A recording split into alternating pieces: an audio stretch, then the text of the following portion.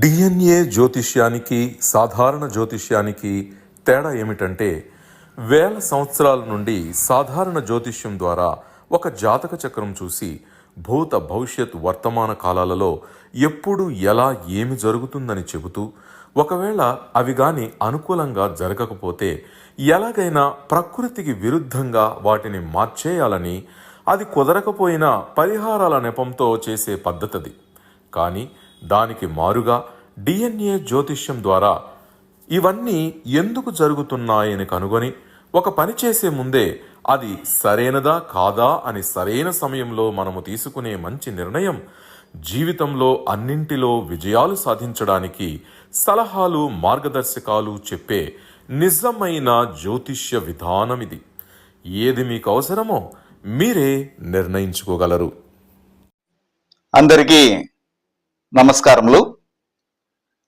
నేను మీ గుణబ్రహ్మ సరస్వతి. ఈ వీడియో ద్వారా మనము ఒక జాతకాన్ని కేస్ స్టడీగా తీసుకొని ఇక్కడ వివరించడం జరుగుతూ ఉంది.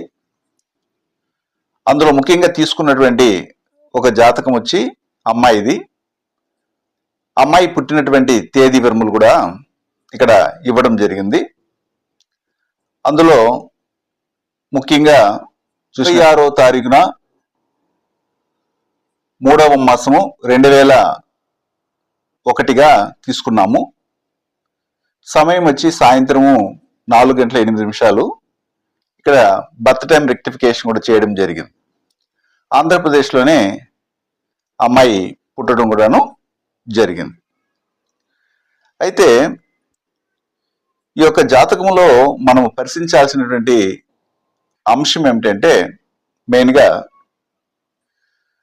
ఈ జాతకం ఏర్పడినప్పుడు ఈ అమ్మాయి వివాహ వయసు వచ్చే సమయానికి ఏ విధంగా ఉంటుంది అనేది మనం పరిశీలిస్తాం. ఇలాంటి జాతకాలు మా దగ్గరికి వచ్చినప్పుడు అందులో మెయిన్గా మేము పరిశీలించే అంశాలు ఎలా ఉంటాయంటే,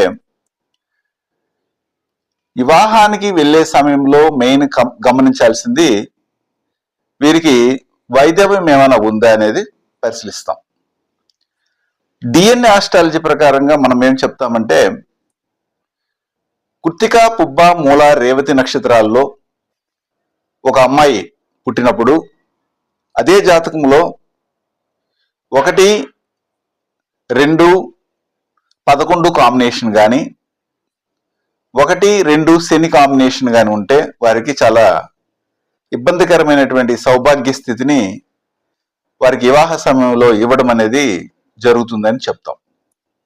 ఇక్కడ గమనించండి, ఇక్కడ మనం 2 విధాలమైన చార్టులు తీసుకున్నాము. ఇది రాజచక్రము. రాజచక్రంలో గ్రహాల యొక్క అమరికను తెలియజేశాము. అదే పనిగా ఇటువైపు ఏ గ్రహము ఏ నక్షత్రాన్ని తీసుకుంది అనేది మనం చూపించాం. అయితే ఈ జాతకురాలు పుట్టినటువంటి లగ్నం ఏమిటంటే, ఇక్కడ సింహ లగ్నం అనేది ఇవ్వడం జరిగింది. ఈ సింహ లగ్నం లా అని మనం తీసుకుంటాము. మకా నక్షత్రం 2వ పాదంలో లగ్న పాయింట్ పెట్టింది. అయితే లగ్నాధిపతి ఎక్కడ ఉన్నారు ఏమిటి అనేది మనం పరిశీలించినప్పుడు మెయిన్గా లగ్నాధిపతి తీసుకున్నటువంటి లగ్నాధిపతి సూర్యుడు అవ్వడం జరుగుతుంది. సూర్యుడు ఇక్కడ ఉత్తరాభద్ర నక్షత్రంలో ఉన్నారు, అది కూడా మీనంలో ఉన్నారు. లగ్నాధిపతి తీసుకున్నటువంటి కార్మిక రిజిస్టర్ ఏమిటంటే చంద్రకర్మ. అదేవిధంగా లగ్న పాయింట్ తీసుకున్న నక్షత్రము మకా నక్షత్రం కాబట్టి అది కూడాను మనకి చంద్రకర్మనే ఈడ ఇవ్వడం జరుగుతుంది. అంటే 2 చంద్రకర్మలు ఉన్నాయి. లగ్న పాయింట్ చంద్రకర్మ, లగ్నాధిపతి కూర్చుంది కూడా చంద్రకర్మ. అదేవిధంగా చంద్రుడు కూర్చున్నటువంటి నక్షత్రం ఏమిటంటే రేవతి నక్షత్రము. ఈ రేవతి నక్షత్రం అనేది కుజకర్మ రిజిస్ట్రీని కలిగి ఉంటుంది. ఇప్పుడు ఇంతకుముందు చెప్పాను, కుజకర్మ రిజిస్ట్రీలో పుట్టినటువంటి అమ్మాయిల జీవితాలు కొద్దిగా తారుమారుగా ఉంటాయి. ఏవేవి నక్షత్రాలు? కృత్తిక, పుబ్బ, మూల, రేవతి నక్షత్రాలు. అందులో ఇక్కడ ఈమెకి చంద్రుడు కూర్చున్న నక్షత్రమే రేవతి నక్షత్రం అయింది. అది కూడా మీన రాశి తీసుకోవడం జరిగింది. అప్పుడు కుజకర్మ అనేది ఉంది.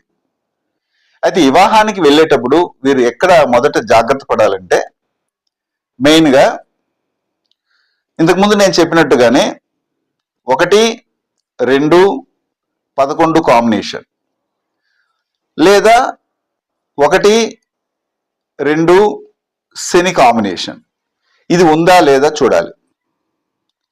అలా చూసినప్పుడు ఒకవేళ అలా ఉంటే ఇలాంటి వారికి వివాహ సంబంధాలు చూసినప్పుడు తల్లిదండ్రులుగా ఉన్నటువంటి మీరు చాలా జాగ్రత్తలు తీసుకోవాలి.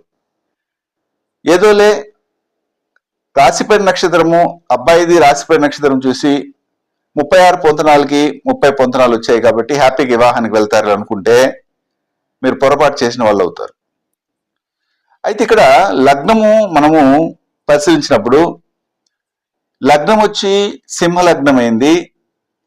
సింహ లగ్నంలో నుండి పరిశీలించినప్పుడు 2వ భావాధిపతి ఎవరు అనేది చూడాలి. 2వ భావాధిపతి బుధుడు అవడం జరిగింది. 2వ భావాధిపతి బుధుడు సింహ లగ్నానికి 7వ భావమైనటువంటి 7లో కూర్చొని ఉన్నారు. బుధుడు తీసుకున్న నక్షత్రం ఏమిటంటే శతభిష నక్షత్రం. ఇది మీరు గమనించండి. ఆ తర్వాత ఈ శతభిష నక్షత్రం అనేది ఏమిటంటే రాహు కర్మ రిజిస్ట్రీని తెలియజేస్తుంది. అయితే 2వ భావానికి మరియు 11వ భావాధిపతి అయినటువంటి బుధుడు 7వ భావంలో కూర్చున్నారు కాబట్టి ఇక్కడ మనము ఇన్ అడిషన్ గా ఏం చేస్తామంటే వివాహానికి సంబంధమైన విషయాలను పరిశీలించినప్పుడు 7వ భావాన్ని తీసుకుంటాము. అంటే ఇక్కడ గమనించాల్సింది ఏమిటంటే 7, 11 కాంబినేషన్ కూడా వచ్చింది. అంటే 1, 7, 11, 1, 7 శని కాంబినేషన్ వచ్చినప్పుడు వీరికి వివాహం లేట్ అవుతుందని మనం చెప్తుంటాం. అంటే ఈ జాతకురాలకి వివాహము లేట్ అవుతుందని కూడా మనం చెప్తాం. వీళ్ళు ఏం చేస్తారంటే ఈ దశ కుదిరిందండి, ఈ అంతరం ఉంది, సూక్ష్మం ఉంది, గురుబలం వస్తుంది, గురువు గోచారంలో మంచి స్థితిలో ఉన్నారనే ఉద్దేశంతో వివాహానికి తయారవుతుంటారు. అవి జరగని పని అని మనం చెప్తాం. అయితే 7, 11 సంబంధం అనేది ఇక్కడ ఏర్పడింది. దాంతోపాటు నేనేం చెప్పానంటే 2వ భావానికి అధిపతి బుధుడు, అలాగే 11వ భావానికి కూడా బుధుడు అధిపతి అయ్యి 7లో కూర్చొని ఉన్నారు కాబట్టి ఇక్కడ 1, 2, 7, 11 కాంబినేషన్ అనేది ఏర్పడింది అని మనము చెప్తాం. అంటే ఏమిటి ఇక్కడ మీరు గమనించాల్సింది ఏంటంటే 1,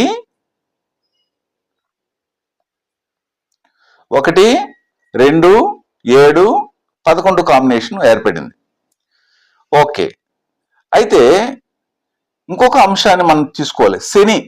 శని ఏ భావాలకి ఆధిపత్యం వహిస్తారు? 7వ భావానికి మరి 6వ భావానికి. 7వ భావాధిపతి వెళ్ళి ఏ నక్షత్రంలో కూర్చున్నారు అనేది మనం పరిశీలించినప్పుడు 7వ భావాధిపతి శని మళ్ళీ కృత్తిక నక్షత్రంలో వెళ్ళి కూర్చున్నారు. అంటే ఇక్కడ మళ్ళీ కూడా కుజకర్మ రిజిస్ట్రీని 7వ భావాధిపతి తీసుకోవడం జరిగింది కాబట్టి లేట్ అవ్వడానికి అవకాశం ఉంటుంది. ఇది ఒకటి. మరియు సింహ లగ్నానికి మనం ఏం చెప్తుంటే వైద్యవ్యాన్ని ఇచ్చే విషయాల్లో ముఖ్యంగా 2వ భావం, 11వ భావము మరియు శని అనే ఇన్ఫ్లుయెన్స్ అనేది ఉంటుంది అని మనము చెప్తున్నాం. అయితే ఇక్కడ శని తనకున్నటువంటి 10వ దృష్టితో ఏం చేస్తున్నారంటే 10వ దృష్టి అంటారు. ఈ 10వ దృష్టితో ఏం చేస్తున్నారు? 2వ భావాధిపతిని లేదా 11వ భావాధిపతిని చూడడం అనేది జరిగింది. ఏ దృష్టితో? 10వ దృష్టితో. శనికి ఉన్నటువంటి దృష్టిలు ఏమేమి ఉంటాయి? 3వ దృష్టి, 7వ దృష్టి, 10వ దృష్టి ఉంటుంది. శని 7వ భావానికి అధిపతి మళ్ళీ 7వ భావాన్ని చూస్తారు కాబట్టి మామూలుగా సాధారణ జ్యోతిష్యులు ఏం చెప్తారంటే ఇది ఆధిపత్యాన్ని పొందినటువంటి శనిగ్రహం, 7వ భావానికి ఆధిపత్యమైనటువంటి శనిగ్రహం మళ్ళీ తన సొంత ఇంటినే చూస్తుంది కాబట్టి మంచి ఫలితాలు వస్తాయంటారు. కానీ యాక్చువల్గా మనం డిఎన్ఏ ఆస్ట్రాలజీ ప్రకారం ఏం చెప్తామంటే ఇటువంటి జాతకాలని మనం పరిశీలించినప్పుడు చాలా సూక్ష్మంగా పరిశీలించి ఈ అమ్మాయికి ఆల్రెడీ చంద్రుడు వచ్చి రేవతి నక్షత్రంలో కూర్చొని ఉండడం జరిగింది. అదేవిధంగా 7వ భావాధిపతి శని కూడాను కృత్తిక నక్షత్రంలో వెళ్ళి కూర్చోవడం జరిగింది. దాంతో పాటు ముఖ్యంగా గమనించాల్సినటువంటి అంశం ఏమిటంటే 1, 2, 7, 11 కాంబినేషన్, 1, 2, 7 శని కాంబినేషన్ కూడా ఉంది కాబట్టి ఈ అమ్మాయికి వైదవ్యము సులభంగా రావడానికి అవకాశం ఉంటుంది అంటాం. అంటే ఈ అమ్మాయిని తీసుకెళ్లి ఎవరితో వివాహం చేసినా గాని అలాంటి పరిస్థితి ఏర్పడుతుందా అంటే అలాంటిది ఏమీ లేదు. కాబట్టి కాకపోతే ఏమిటంటే ఇక్కడ మనం గమనించాల్సిన అంశం ఏమిటంటే ఎవరితో వివాహం చేస్తే ఈమెకి వైదవ్యము అనేది కలగకుండా ఉంటుంది, పూర్ణమైనటువంటి సౌభాగ్యమైనటువంటి స్థితిని పొందుతుంది అనేది మనం పరిశీలించాలి. అది పరిశీలించకుండా జనరల్ గా ఏం చేస్తారంటే తల్లిదండ్రులుగా ఉన్నటువంటి మీరు కానీ లేదా మీరు ఎవరినైతే అప్రోచ్ అవుతారో వారు కానీ నక్షత్రాలు చూసి వివాహానికి వెళ్ళడం అనేది అంత మంచిది కాదు. ఇక్కడ ఈ జాతకంలో మనం పరిశీలించినప్పుడు మెయిన్ గా ఈ యొక్క బృహస్పతి మరియు శని అని ఈ 2 గ్రహాలు కూడాను కలిసి ఉన్నాయి.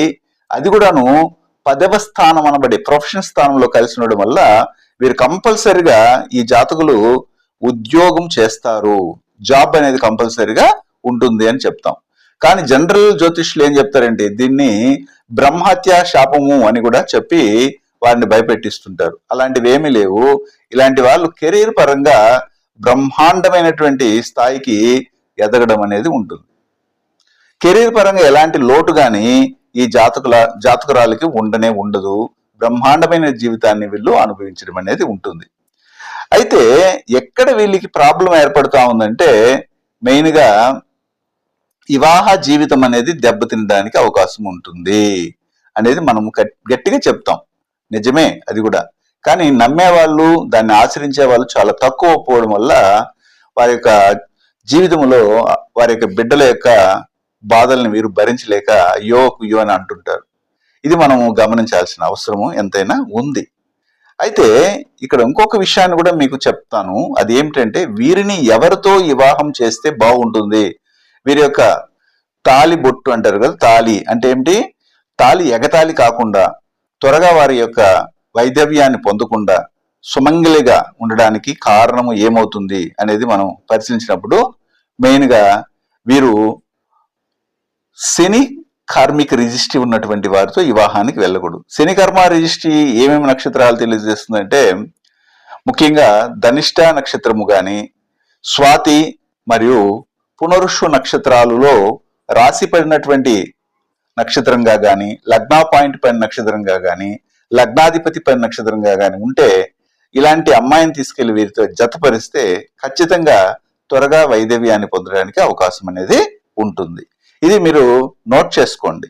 తల్లిదండ్రులకి నేను వినయంగా తెలియజేసే హెచ్చరిక అనుకోండి. ఎందుకంటే మన బిడ్డల్ని కనడం కాదు గొప్ప, వారికి ఆస్తిపాస్తులు ఇవ్వడం కాదు గొప్ప, వారికి చక్కటి వివాహ జీవితాన్ని ఇచ్చి ఎక్కడ గాని పొరపాటు చేయకుండా మనం ముందుకెళ్ళగలగాలి. అది నేను ప్రతి ఒక్క వీడియోలో కూడా తెలియజేస్తూ ఉంటాను. అయితే ఇక్కడ ఈ జాతకులు మనం పరిశీలించినప్పుడు ఆరోగ్య విషయాలను కూడా మనము పరిశీలనలోకి తీసుకుంటాం. ఆరోగ్య విషయాలను పరిశీలనలోకి తీసుకున్నప్పుడు మెయిన్ గా లగ్నంలో నుండి 6వ భావాన్ని మనం పరిశీలిస్తాం.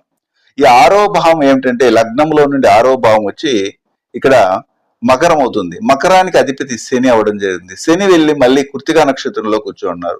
ఈ కృత్తికా నక్షత్రము అనేది ఏమిటంటే కుజకర్మ రేషిని కలిగి ఉంటుంది. అయితే కృత్తికా నక్షత్రం సాంప్రదాయ జ్యోతిష్యం ప్రకారంగా సూర్యుని యొక్క అధీన నక్షత్రం. అంటే లగ్నాధిపతి యొక్క నక్షత్ర చారలోనే శని అనే గ్రహం అనేది ఉండడము, అది కూడాను ముఖ్యంగా ఇక్కడ కుజకర్మ రిజిస్ట్రీని తీసుకోవడం అనేది జరిగింది. కాబట్టి ఇలాంటి వారికి ఎలాంటి సమస్యలు వస్తాయి అంటే ఖచ్చితంగా బోన్ మ్యారో సంబంధమైన సమస్యలు, కడుపులో మంట, అల్సర్ ఫామ్ అవడము, పాదాలలో మోకాలు లెగమెంట్ ప్రాబ్లము, వెరికోయిస్ ప్రాబ్లము, ఆ తర్వాత మెయిన్ గా ఒబేసిటీ సంబంధమైన ప్రాబ్లమ్స్, నడుము నొప్పి రావడము, హార్ట్ సంబంధమైన సమస్యలు, ఇలాంటివి హెచ్డిఎల్ కొలెస్ట్రాల్ పెరగడము, ఇవన్నీ కూడా సంభవిస్తాయి.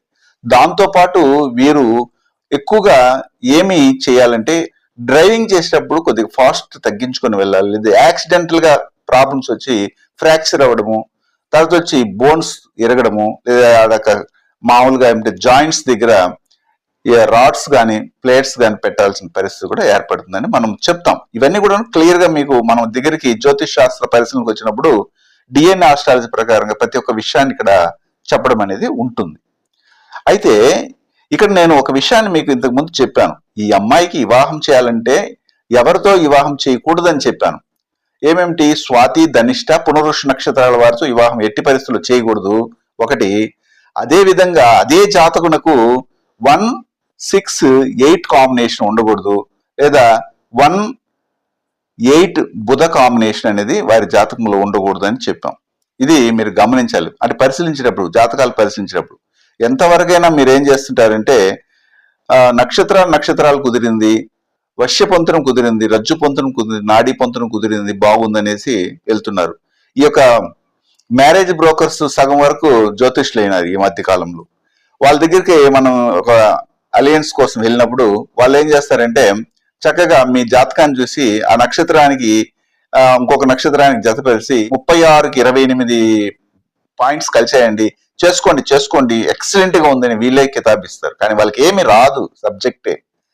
ఎల్కేజీ వాడి నక్షత్రాలు ఇస్తే ఈ సాఫ్ట్వేర్ లో వేస్తే వచ్చేస్తాయి. ఆ విషయాలను పట్టుకొని వాళ్ళు మనల్ని కంప్లైంట్ చేయడం అనేది చేస్తుంటారు. దానికి లొంగిపోయి మీరు కూడా దెబ్బతింటున్నారు. ఇన్ని విషయాలను మనం పరిశీలించాలి. అయితే ఈ జాతకురాలు పుట్టినటువంటి లగ్నా పాయింట్ పైన నక్షత్రం కానీ అలాగే రాశిపడి నక్షత్రాన్ని బట్టి ఎవరితో వివాహం చేస్తే బాగుంటుంది అనేది మనము చెప్తాం ముందుగానే. అది ఎలాగంటే ఇక్కడ మకా నక్షత్రం అనేది చంద్రకర్మ రీషిని కలిగి ఉంటుంది కాబట్టి ఈ మకా నక్షత్రానికి 180 డిగ్రీలో మొదటి వివాహానికి వెళ్ళాలంటే ఎక్కడ కలుస్తుందంటే ఇది సింహం నుండి మనకి కుంభములో కలుస్తుంది. అది కూడా ఎక్కడ కలుస్తుందంటే ధనిష్ట నక్షత్రాన్ని టచ్ చేస్తుంది, అదేవిధంగా శతభిష నక్షత్రాన్ని కూడా టచ్ చేస్తుంది. అంటే ఇక్కడ 2 కర్మ రిజిస్ట్రీలు ఉండాలి. అందులో ఒకటి ఏమిటంటే శని కర్మ రిజిస్ట్రీ ఇక్కడ కనెక్ట్ అవుతా ఉంది. అలాగే తర్వాత వచ్చి రాహు కర్మ రిజిస్ట్రీ కనెక్ట్ అవుతుంది. నేను ఇంతకు ముందు చెప్పాను ఇలాంటి జాతకులకు శని కర్మ రిజిస్ట్రీ ఉన్నటువంటి వాళ్ళతో వెళ్ళకండి అని చెప్పాను. ఆటోమేటిక్ గా ఈ మకా నక్షత్రానికి శని కర్మ రిజిస్ట్రీ ధనిష్టాలో కనెక్ట్ అవుతా ఉంది. అదేవిధంగా రాహు కర్మ రిజిస్ట్రీ అయితే ప్రాబ్లం లేదు. ఇది ఇక్కడ గమనించాల్సింది. దాంతో పాటు చంద్రుడు కూర్చున్న నక్షత్రం రేవతి నక్షత్రము. ఈ రేవతి నక్షత్రంలోని 180 డిగ్రీలో మనం చూసినట్లయితే ఇది ఎక్కడ కనెక్ట్ అవుతుందంటే హస్త నక్షత్రంలో కనెక్ట్ అవుతుంది. అదే విధంగా చిత్తా నక్షత్రంలో కూడా కనెక్ట్ అవుతుంది. అంటే ఇక్కడ గురుకర్మ మరియు శుక్రకర్మ సంబంధమైనటువంటి నక్షత్రాలతో కనెక్ట్ అవుతుంది. అప్పుడు ఏ కార్మిక రీష్లో ఉన్నటువంటి వారితో ఈ అమ్మాయి వివాహం చేసుకుంటే బాగుంటుందంటే ఒకటి రాహుకర్మ, రెండోది ఏమిటంటే శుక్రకర్మ, మూడోది ఏమిటంటే మెయిన్ గా ఇక్కడ గురుకర్మ.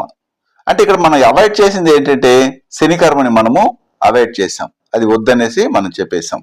అయితే రాహుకర్మ రిజిస్టర్ ఉన్నటువంటి వారు ఎవరై ఉంటారంటే పుష్యమి, విశాఖ, శతభిష నక్షత్రాలు. అంటే పుష్యమి, విశాఖ, శతభిషం ఈ 3 నక్షత్రాలు ఓకే చేసుకోవచ్చు. అదేవిధంగా ఆరుద్ర, చిత్త, శ్రవణ, ఆరుద్ర, చిత్త, శ్రవణ వాళ్ళతో కూడాను వివాహం చేసుకోవచ్చు. తదుపరి హస్త, మృగశర, ఉత్తరాషాఢ, అంటే దాదాపు ఇవి 3, 6, 9 నక్షత్రాల వారితో వీళ్ళు హ్యాపీగా వివాహానికి వెళ్ళడానికి పర్మిషన్ అయితే ఉంది. అలా కాకుండా వీళ్ళు నేరుగా ఏం చేస్తారంటే ధనిష్ట నక్షత్రంతో కనెక్ట్ అయింది కాబట్టి మకా నక్షత్రం వెళ్ళి 180 డిగ్రీలో కాబట్టి ధనిష్ట వారితోనే వెళ్తారు. వెళ్ళినప్పుడు ఆ జాతకులలో 168 కాంబినేషన్ కానీ ఉంటే ఖచ్చితంగా వీరికి త్వరగా వైద్యవ్యం రావడానికి అవకాశం ఉంటుంది. దీంతో పాటు ముఖ్యంగా రాసులు ఏమిటి, తర్వాత వచ్చి లగ్నాలు ఏమిటో కూడా మనం తెలుసుకోవచ్చు. అదేమిటంటే ధనుసు రాశి, ధనుసు లగ్నం, ధనుసు 1. రెండవ విషయం ఏమిటంటే ముఖ్యంగా మేషము, వృషభము, సింహము మరియు మిథునం, మిథునం. ఈ చెప్పినటువంటి రాసుల్లో కానీ లగ్నాల్లో కానీ ఎదుటివారి యొక్క జాతం కానీ పడి ఉంటే, అబ్బాయి జాతం కానీ పడి ఉంటే హ్యాపీగా వివాహానికి వెళ్ళడానికి అవకాశం అయితే ఉంటుంది, బాగుంటుంది కూడా. అలాగా మీరు డిజైన్ చేసుకోవాలి. మనమైతే మన దగ్గరికి వచ్చిన వారికి ఇలాంటి వాటిని డిజైన్ చేసి ఇస్తుంటాం డిఎన్ఏ ఆస్ట్రాలజీ ప్రకారంగా. ఆ తర్వాత డిఎన్ఏ ఆస్ట్రాలజీ ప్రకారంగా అయిన తర్వాత మళ్ళీ ఏం చేస్తామంటే ట్రెడిషనల్ ఆస్ట్రాలజీ ప్రకారంగా కూడా ఉన్నటువంటి మా దగ్గర ఉన్నటువంటి శిష్యులు ఉన్నారు. ఉదాహరణకి మా అబ్బాయి ఎంఏ ఆస్ట్రాలజీ చేశాడు ట్రెడిషనల్ ఆస్ట్రాలజీ ప్రకారంగా యూనివర్సిటీలో. అతనికి పంపిస్తాం. పంపించిన తర్వాత అతను తన ట్రెడిషనల్ ఆస్ట్రాలజీ ప్రకారంగా అతనికి డిఎన్ఏ ఆస్ట్రాలజీ కూడా వచ్చు కాబట్టి నేను చెప్పిన అంశాల తర్వాత పరిశీలించి ఓకే అని చెప్పడం జరుగుతుంది. తర్వాత చివరిగా ఏం చేస్తామంటే అబ్బాయి జాతకాన్ని అమ్మాయి జాతకాన్ని తీసుకొని నాకు అమ్మవారి ద్వారా ప్రసాదించినటువంటి భవిష్యత్ దర్శనం ద్వారా వీరిద్దరూ వివాహానికి వెళితే అమ్మవారి యొక్క అనుగ్రహంతో చాలా చక్కగా వివాహ జీవితం కొనసాగుతుంది అనేది మళ్ళీ చెక్ చేసి ఓకే అంటేనే, అంటే ఈ విధంగా 3 విధాలుగా డిఎన్ఏ ఆస్ట్రాలజీ ప్రకారంగా నేను చూసిన తర్వాత మా అబ్బాయికి పంపించడం, ఫార్వర్డ్ చేయడం జరుగుతుంది. అతను ట్రెడిషనల్ ఆస్ట్రాలజీ ప్రకారంగా చూసి డిఎన్ఏ ఆస్ట్రాలజీలో ఉన్నటువంటి విషయాలన్నీ కూడా తెలుసుకొని ఉన్నారు కాబట్టి దానికి దీనికి కంపేర్ చేసి చూస్తారు. చూసిన తర్వాత ఆ తర్వాత మళ్ళీ నా దగ్గరికి వస్తుంది. అతను ఓకే అంటే మళ్ళీ ఏం చేస్తానంటే అమ్మవారి యొక్క దృష్టిలోకి తీసుకెళ్లి భవిష్యత్ దర్శనం ద్వారా వీళ్ళిద్దరికి వివాహం చేయడానికి ఓకే అనిపిస్తుందా లేదనేది తెలుసుకున్న తర్వాత మాత్రమే వీళ్ళిద్దరూ వివాహం చేయడానికి ముందుకెళ్ళడానికి ఓకే అని చెప్తాం. దాంతో పాటు మెయిన్ గా ఏం చేస్తామంటే ఇక్కడ 4, 5, 7, 8 తేదీల్లో వివాహానికి వెళ్ళకండి, ఎంత పెద్ద మహాపండితులు ముహూర్తాలు పెట్టినా కానీ వెళ్ళకండి అంటాం. ఎందుకంటే ప్రపంచంలో మీరు గమనించవచ్చు ఎన్ని వేల కోట్ల మందినే కానీ ఈ 4వ తేదీ కానీ 5వ తేదీ కానీ 7వ తేదీ 8వ తేదీ పెళ్ళైన వాళ్ళు, 4 అంటే ఏమిటి, 4, 13, 22, 31 తేదీల్లో పెళ్ళైన వారు కావచ్చు.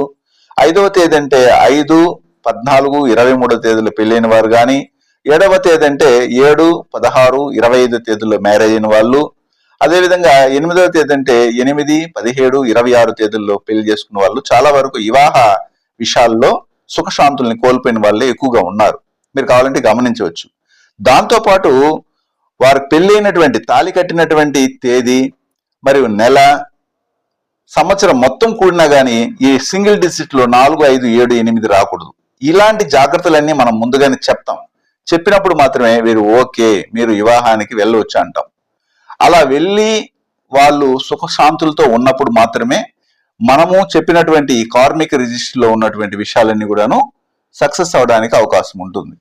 కాబట్టి ఇన్ని విషయాల్ని మనము క్రోడీకరించి మనము డిఎన్ఏ ఆస్ట్రాలజీ ప్రకారంగా చెప్తుంటాం. ఆ తర్వాత ఈ అమ్మాయి ఎలాంటి వారితో వివాహం చేసుకుంటే సక్సెస్ఫుల్ లైఫ్ ని పొందుతుంది అని కూడాను మనం చెప్పడం అనేది ఉంటుంది. ఇవన్నీ కూడాను మన దగ్గర కన్సల్టెన్సీ తీసుకున్న వారికి అయితే చెప్తాం. కానీ జనరల్ గా ఇప్పుడు ఉన్నటువంటి ఈ యొక్క క్లయింట్స్ ఎలా ఉన్నారంటే జాతకం ఇచ్చిన వెంటనే మొత్తం చెప్పేస్తారా అంటారు. మొత్తం అంటే ఏమిటంటే మెయిన్ గా మేము చెప్పే అంశాలు కూడా మీకు మా యాడ్ రూపంలో ఇస్తుంటాం. దాంట్లో చాలా విషయాల్ని మనం కవర్ చేస్తాం. ఇప్పుడు నేను చెప్పిన విషయాలు చాలా తక్కువ ఉంటాయి, మీకు వీడియో ద్వారా ఎక్కువ లెంత్ అవుతుంది కాబట్టి. కానీ మా దగ్గర అపాయింట్మెంట్ తీసుకున్నటువంటి వారికి చాలా విషయాల్ని పరిశీలిస్తాం. మా ఇంట్లో ఉన్నటువంటి మా యొక్క అబ్బాయి కావచ్చు, తర్వాత నేను కావచ్చు, అమ్మవారి దృష్టిలో తీసుకొని చెప్పడం కావచ్చు, అందరూ జ్యోతిష్య శాస్త్రంలో ప్రావీణ్యతను పొందున్నారు కాబట్టి ప్రతి ఒక్క విషయాన్ని పర్సనల్ గా తీసుకొని అన్ని విషయాల్ని క్రోడీకరించిన తర్వాత ఒక డిసిషన్కి వస్తాం. వీరు ఇలా చేయండి, ఇలా చేయకండి అనేసి మనము సలహాలు ఇస్తాం. అలా ఇచ్చినప్పుడు దానిని ఎవరైతే ఖచ్చితంగా ఆచరిస్తారో, ఎగ్జిక్యూట్ చేస్తారో వాళ్ళు ఖచ్చితమైనటువంటి ఫలితాలని పొందుతూనే ఉన్నారు. శుభం.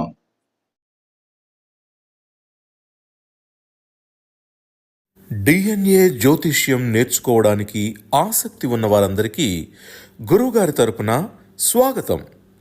దైవజ్ఞ శ్రీ గుణబ్రహ్మ సరస్వతి గారి నుండి ఆన్లైన్ ఆడియో క్లాసుల ద్వారా అద్భుతమైన ఈ వంశపారంపర్య జ్యోతిష్యంను బేసిక్స్ నుండి అడ్వాన్స్ వరకు నేర్చుకోవాలంటే మీరు ఒక్కసారిగా ఫీజు చెల్లించేస్తే మిమ్మల్ని డిఎన్ఏ వాట్సాప్ గ్రూప్లో యాడ్ చేసినప్పటి నుండి మీ జీవితకాలం డిఎన్ఏ జ్యోతిష్యానికి సంబంధించిన క్రొత్త అప్డేట్స్ని ఆ వాట్సాప్ గ్రూప్లో నిరంతరం పొందవచ్చు. ఫీజు చెల్లించిన వెంటనే జరిగిపోయిన పాఠాలు మీ ఈమెయిల్ ఐడి ఇస్తే గూగుల్ డ్రైవ్కి మొదటే గురువుగారు పంపిస్తారు. అందులో మీకేదైనా డౌట్స్ వస్తే జూమ్ క్లాస్లో గురువుగారే స్వయంగా క్లియర్ చేస్తారు. పీడిఎఫ్ కానీ ప్రింటింగ్ మెటీరియల్ కానీ ఇవ్వబడదని గమనించగలరు.